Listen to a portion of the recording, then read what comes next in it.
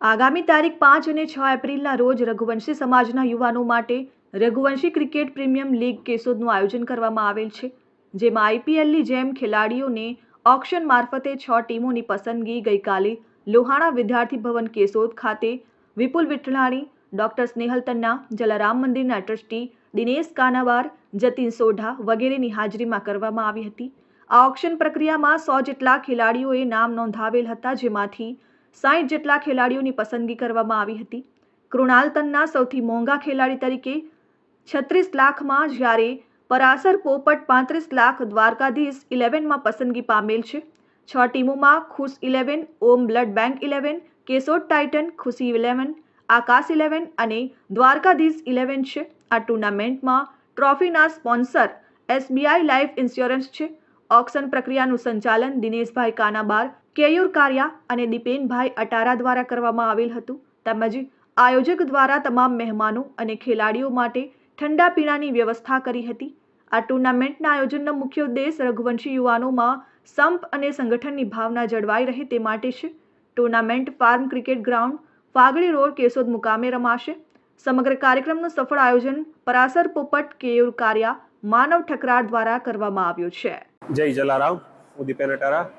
આજરોજ રઘુવંશી ભાઈઓ દ્વારા કેશોદ ખાતે રહેતા રઘુવંશી ભાઈઓ માટે એક રઘુવંશી ક્રિકેટ પ્રીમિયર લીગનું આયોજન કરવામાં આવેલું છે, જેના અનુસંધાને આજરોજ કેશોદ લોહાણા વિદ્યાર્થી ભવન ખાતે આઈપીએલની જેમ ખેલાડીઓનું ઓક્શન કરવામાં આવેલું હતું।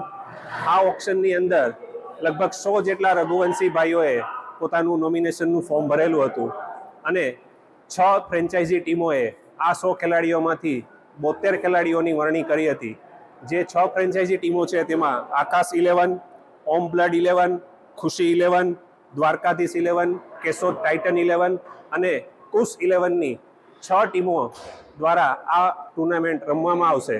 આ ટુર્નામેન્ટ 4 અને 5 એપ્રિલના રોજ ફાગડી રોડ ઉપર કોર્ટની પાછળ જે મેદાન છે, 5 ને 6 એપ્રિલના રોજ ત્યાં રમવામાં આવશે। દરેક મેચ છે એ 10-10 ઓવરનો રહેશે અને સમય સંજોગોના અનુસંધાને એમાં ફેરફાર કરવામાં આવશે।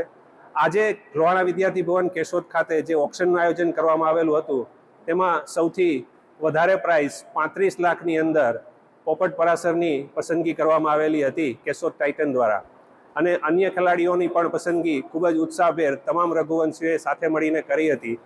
આ ટુર્નામેન્ટનું આયોજન કરવા પાછળ રઘુવંશીઓનો એક જ ઈરાદો છે કે તમામ રઘુવંશીઓ સાથે રહી હળે મળે અને એકતા અને સંગઠનની ભાવના જાગે। રમશે રઘુવંશી, જીતશે રઘુવંશી। જય જલારામ, જય રઘુવંશ। Anirudhsinh Babariya, RN news, Keshod.